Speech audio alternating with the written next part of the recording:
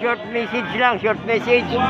Kaya kapamilyang Pilipino at narito nga tayo sa Barangay Rosario. At muli po ay nagkaroon ng pagkakataon na makakapanayam natin ang ating butihing kapitan ng barangay na si Ili de la Cruz.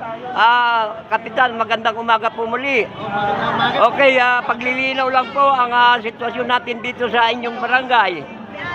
Mabuti naman po ang kalagayan ng ating pong barangay sapagkat nakikita ko naman na talaga namang matiwasay.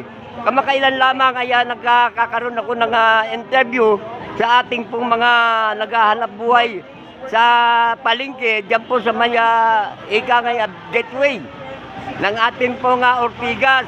Nakita nila na ang talagang inyo pong sincero na paglilingkod, nagpapasalamat po sila. Ano po ang balik sa kanila ng inyong pagpuri sa inyo?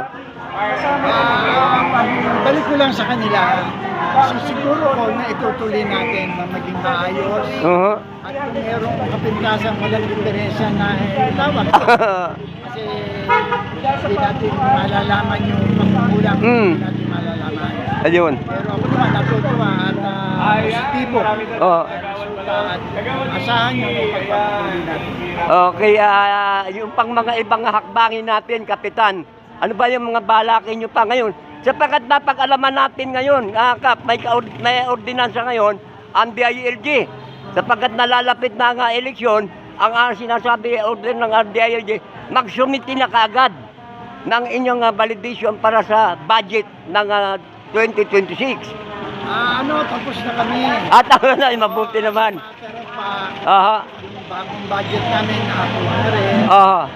Kaya nakalapag ng lahat. Ayun, Tapos nagkaroon tayo ng yung barangay assembly. Inilatag ko na rin paano ginastos. Nung nakarang, Nakalagay doon pati amount. At meron pa naman tayong susunod na barangay assembly sa October. Opo. Okay, Kap, mabumati kayo sa aning istasyon na Pamilyang Pilipino TV at Siyasat Balita. Magandang umaga. Rudy Siyasat. Rudy Siyasat sa istasyon. Opo.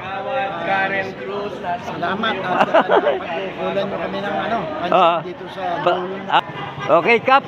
Mabuhay kayo at maraming salamat muli po ang aking pong pakipanayam dito po sa Pamilyang Pilipino TV, PPTV at Siyasat Balita. Mabuhay po. Wow Action Balita. Thank you.